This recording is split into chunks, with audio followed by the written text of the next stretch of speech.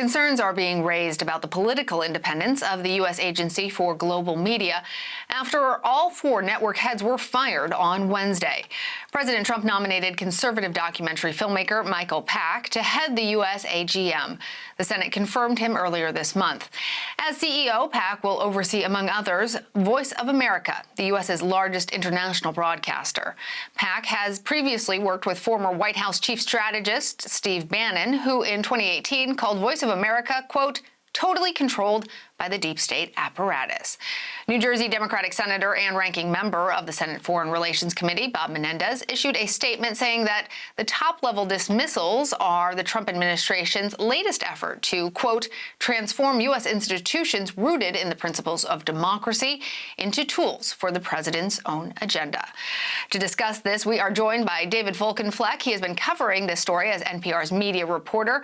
The headline is Trump's new foreign broadcasting CEO fires news chiefs, raises fears of meddling. David, welcome. Could you tell us a little bit about the history of the U.S. Agency for Global Media? It's been around since the 50s, although under a different name. How has its purpose really changed over the years? So think back to Voice of America, which you mentioned in some ways is at the core of this. Voice of America started actually during World War II as a way of beaming reliable information behind Nazi lines, and also evolved into a larger effort to show American values through the demonstration of the reflection of news, good and bad, and of certain kinds of dissent in American life. Well, during the Cold War in the 1950s, as you mentioned, this evolved into things like Radio Free Europe, Radio Liberty. You had radio, and then later Television Marti beaming to Cuba. You had Radio Free Asia. We were trying to convey American values through a reflection of American journalism. That is a reflection of culture, but also of American civic life, including at sometimes its debate. And part of the tension here is that a lot of the people in there rightly see their roles as journalists, but it is also a tool, a soft tool of diplomacy abroad. And as we know, the Trump administration likes to coordinate its messages in a certain kind of way emanating from the guy in the Oval Office. And the person in the Oval Office doesn't like a lot of dissent with his policies and programs being ventilated publicly. Well, it's being done through a lot of journalists who work for the government through the U.S. Agency for Global Media, as it's now called. And that's what's come to a head with the appointment of Michael Pack.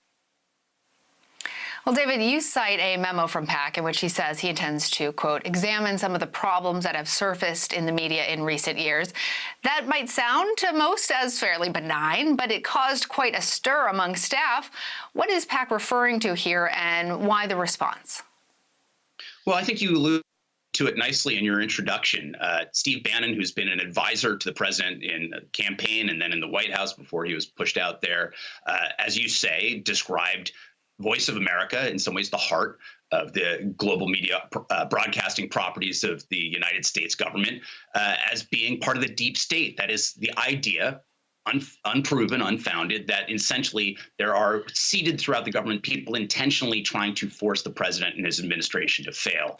And Voice of America has stood under the leadership until recently of Amanda Bennett, who has repeatedly iterated the idea that the agency is there to present the truth to the global public so that they understand American values and events.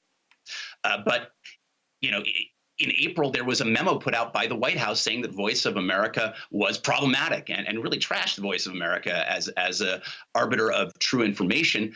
More recently, thanks to an institute at Columbia University, we saw that the CDC, the Centers for Disease Control, another federal agency, in this case charged with getting out good information about public health, essentially said, do not respond to any requests from the Voice of America, citing the White House memo. So this kind of rhetoric from the White House has repercussions for how Voice of America do their job. It appears, although Michael Pack's not taking my questions, not taking questions from other reporters at the moment, that may well be what Michael Pack is alluding to.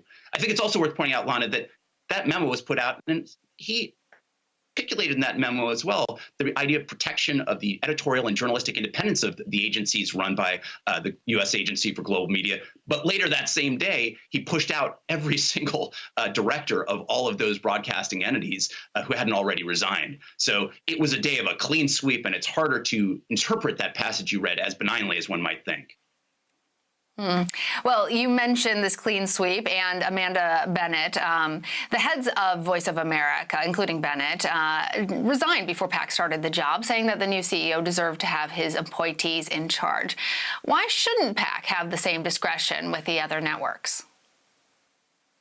Well, I think that you could argue that there is a right for, a new person comes in as the chairman of NBC or NBC News.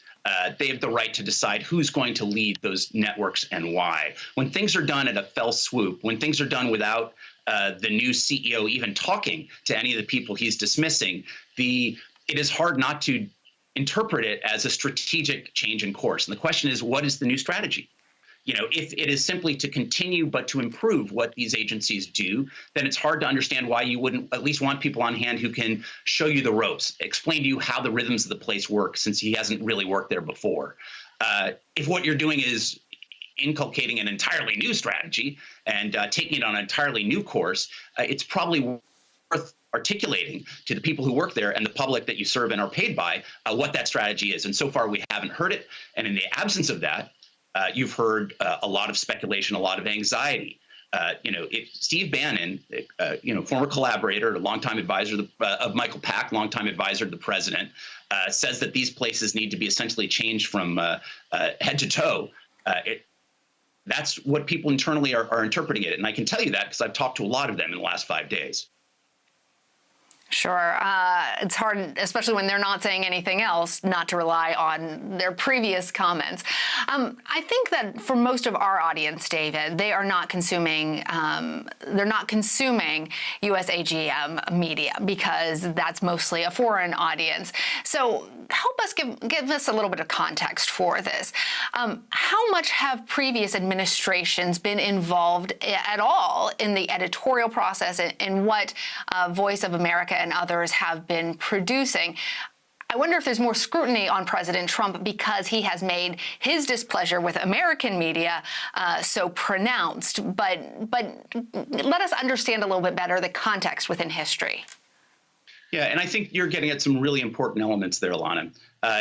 They say at USA Agency for Global Media that their combined networks reach over 300 million people globally. That's not designed for a U.S. audience. In fact, it was effectively, supposedly barred from broadcasting to the U.S. because of concerns that, given that this was in some ways loosely under the State Department, that you would see propaganda, if at any point it was conveyed to the foreign audiences, come back to American audiences. And Congress didn't want that from the outset.